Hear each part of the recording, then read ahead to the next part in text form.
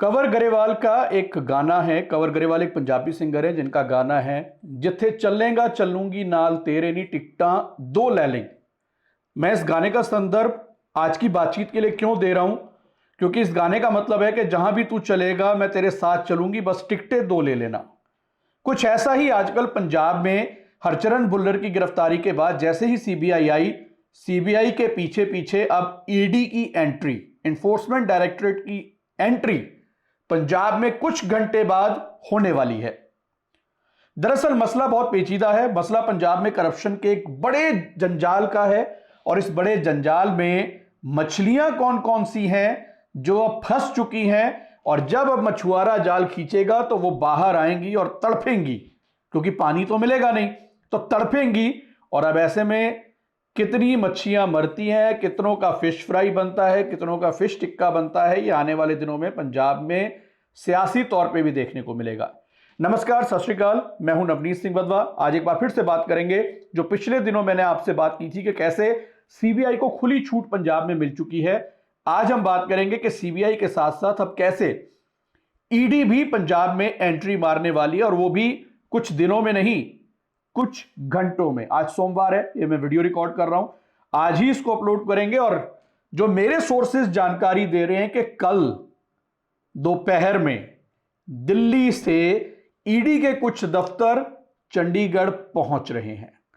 चंडीगढ़ पहुंचने के बाद वो सीधा सीबीआई ऑफिस पहुंचेंगे और जो जो अब तक हरचरण भुल्लर की गिरफ्तारी के बाद जो तथ्य सामने आए हैं, पटियाला के एक प्रॉपर्टी डीलर के यहां जो तमाम दबिशें दी गई थी, रेड हुई थी, उसके बाद वहां से जो कुछ निकला है वो सारे कागजात इकट्ठे होंगे, या यूं कहें कि इस करप्ट सिस्टम का पुलिंदा इकट्ठा होगा और सीधा उसको दिल्ली लेकर जाया जाएगा। और उसके बाद एक एक करके सिर्फ घंटियां बजेंगी तमाम अफसरों को कि भाई साहब आ जाओ, आपसे कुछ पूछताछ करनी है।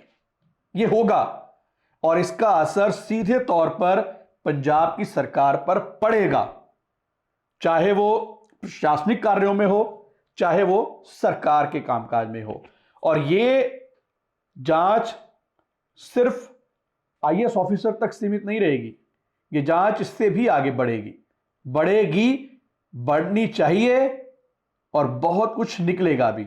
दरअसल इस पूरे मामले में जो तथ्य निकलकर सामने आए हैं वो ये कि जो सीबीआई ने गिरफ्तारी के बाद हरचरण भुल्लर से पूछताछ की, जो दलाल कृषाणु शारदा था उससे पूछताछ की, उसके बाद कई आईएएस आईपीएस ऑफिसर्स के नाम सामने आए हैं।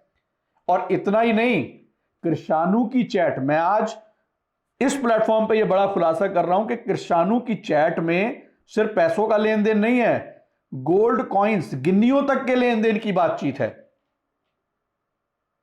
मतलब आप हालात देखिए, पंजाब में किसी काम के लिए एक गिन्नी तक पे काम किया जा रहा है। हालात क्या बन चुके हैं, किस कदर आम लोग अपने कामकाज को लेकर परेशान है। अकेला आम लोग नहीं, बड़े बड़े व्यापारियों से ये गिन्नियां ली गई हैं। ये कुछ तथ्य जो सोर्सेज बता रहे हैं कि कृषाणु की चैट से निकले हैं। अब वो चंडीगढ़ के आसपास के ही कुछ आईपीएस ऑफिसर्स हैं जिनके निकले हैं। अब उसके बाद ये जांच किस तरीके से आगे बढ़ रही है, जिस तरीके से तमाम बीएस प्रॉपर्टीज वाले के यहां जो पटियाला में रेड पड़ी, और उसके बाद जो हैरान कर देने वाले खुलासे हुए कि भाई आईएएस आईपीएस ऑफिसर्स की कैसे ब्लैक मनी प्रॉपर्टीज में इन्वेस्ट की जाती थी और बकायदा चेक काट कर दे दिए जाते थे। मतलब हालात ये हैं, और ये कैसे खुलासा हुआ वो भी आपको बताता हूं। दरअसल सीबीआई को हरचरण भुल्लर के घर से 2.5 करोड़ के चेक मिले। चेक में कोई डेट नहीं थी, हां, चेक बीएस प्रॉपर्टीज, उस वजह से सीबीआई पहुंची बीएस प्रॉपर्टीज पटियाला। वो चेक कैसे हैं कि अब मानो आपने 2 करोड़ रुपए दे दिए कैश में कि हमारा ये कहीं लगा दो, बिल्डर ने कहा मैं आपको 1 साल में 2.5 करोड़ दे दूंगा। आप देखिए 25% का इंसेंटिव, एप्रिसिएशन, या कहें कि 2 करोड़ लगा के 2.5 करोड़ महज 1 साल में। तो वो 2.5 करोड़ के उसने चेक दे दिए कि भाई आप 1 साल बाद जब मैं आपको बताऊंगा डेट डाल के आप कैश करा लेना। ये तमाम जब चीजें निकली तब वहां छापेमारी हुई। छापेमारी में जो हैरान कर देने वाले खुलासे हैं कि 50 से ज्यादा आईएएस आईपीएस ऑफिसर्स का बेनामी संपत्ति के लेन देन का जो तथ्य है वो निकलकर सामने आए हैं।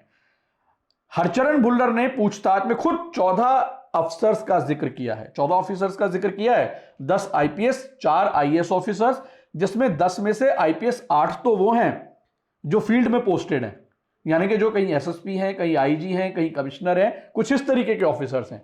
2 ऐसे हैं जो बटालियंस में कह लो या अकेडमीज जो पुलिस की हैं उसमें हैं। अब वो हालांकि लिस्टिंग है, वो सारी चीजें हैं, पर मुझे लगता है अभी जो जांच सीबीआई कर रही है और जिस तरीके से अब ईडी की जांच, खैर अब मैं आता हूं असल मसले पे। ईडी की जांच से अकेला ऑफिसर्स नहीं, ईडी की जांच जब आगे बढ़ेगी तो आप समझ सकते हैं वो कौन लोग हैं जो आजकल दिल्ली से पंजाब में बैठे और उनका ईडी से पुराना रिश्ता है। अब रिश्ता तो रिश्ता है साहब, रिश्ता थोड़ी पीछा छोड़ता है। पर सवाल सबसे बड़ा पंजाब में यह है, दिल्ली में ऑफिसर्स सरकार के कंट्रोल में नहीं थे। वो ज्यादातर जो डिपार्टमेंट थे वो सेंटर के अधीन आते थे। जो दिल्ली सरकार के अधीन थे उन ऑफिसर्स ने पहले ही अपना पल्ला झाड़ दिया था। पंजाब में हालात ये हुए कि ऑफिसर्स के ऊपर कई तरह के प्रेशर बनाए गए। कुछ लोग प्रेशर नहीं झेल पाए या जिन्होंने मना कर दिया, ऐसे बहुत सारे अफसर हैं पिछले 4 साल में। तमाम वो एक क्रीमी लेयर, मैं क्रीमी लेयर इस करके कह रहा हूं कि जो ऊपर लेवल वाले प्रिंसिपल सेक्रेटरी लेवल के ऑफिसर्स हैं, सेक्रेटरी लेवल के हैं आईएएस ऑफिसर, एक डिटेल्ड रिपोर्ट अगली मैं आपको जरूर बताऊंगा 1-2 दिन में कि कैसे बहुत सीनियर और बहुत अच्छे आईएएस ऑफिसर्स डेपुटेशन लेकर पंजाब छोड़कर चले गए पिछले 4 सालों में कि भाई हम इस प्रेशर में और इस तरीके का काम नहीं कर सकते। जिनको करना पड़ा उनकी लिस्टें हैं, क्योंकि फंसना तो अल्टीमेटली ऑफिसर्स ने है। अब सवाल बड़ा ये कि कौन कौन सी मछली फंसेगी, अकेले ऑफिसर्स हैं या ईडी के रडार पर सियासी लोग भी आएंगे। मैंने जैसा कि पहली वीडियो में जिक्र किया था कि क्या दिल्ली जैसा खेला पंजाब में होगा और कौन कौन पेला जाएगा, तो उसकी तैयारी हो चुकी है। सिर्फ कुछ घंटों में ईडी की एंट्री जो सोर्सेज बता रहे हैं चंडीगढ़ हो जाएगी या कह लीजिए कि पंजाब में हो जाएगी, क्योंकि वो फाइलें पंजाब की हैं। और उसके बाद 1 साल रह गया है। जो हालात दिल्ली में बने थे क्या वही पंजाब में बनेंगे? मैं बार बार ये प्रश्न चिन्ह खड़ा कर रहा हूं, सवाल खड़ा कर रहा हूं। अब आप इसका जवाब ढूंढिए, कमेंट्स में बताइए कि किस तरह के हालात हैं, ये होना चाहिए, होगा तो किस तरीके के हालात बनेंगे और क्या इससे पंजाब के लोगों को थोड़ी राहत महसूस होगी। हालांकि जब इस तरीके का घटनाक्रम या इस तरीके की जब एक्शन होता है तो अक्सर लोगों के कामकाज रुक जाते हैं, प्रशासनिक कामकाज उतनी तेजी के साथ नहीं होते, तो उसका असर भी यहां पड़ेगा। पर सरकार बिजी है बाई इलेक्शन में, इधर ईडी बिजी है कागज पत्री इकट्ठा करने में। अब सवाल बड़ा यह है कि वो रडार कहां तक पहुंचेगा, उस रडार में कौन कौन आएगा, किसका सैटेलाइट कैच किया जाएगा, फिर बाद में उसको भी कैच किया जाएगा, फिर दिल्ली बुलाया जाएगा और उसके बाद तो आपको पता ही होता क्या है।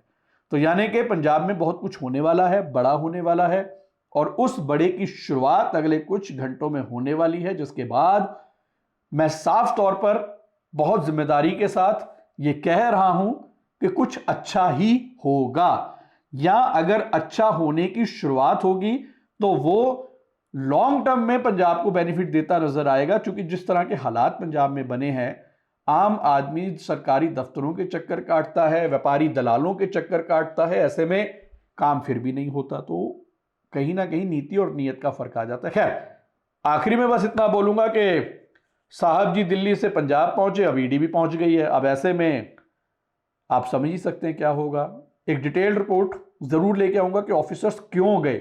अकेला ये नहीं बताऊंगा कि वो कौन कौन से ऑफिसर्स हैं जो डेपुटेशन पर चले गए छोड़कर, वजह क्या है उसके पीछे की, वो तमाम जानकारी भी आपके साथ साझी करूंगा। पर कुल मिला के रेड कारपेट बिछ चुका है। कुछ घंटों में ईडी आ जाएगी, ईडी आएगी, कुछ लेकर जाएगी, फिर बहुतों को बुलाएगी, उसके बाद खेला शुरू।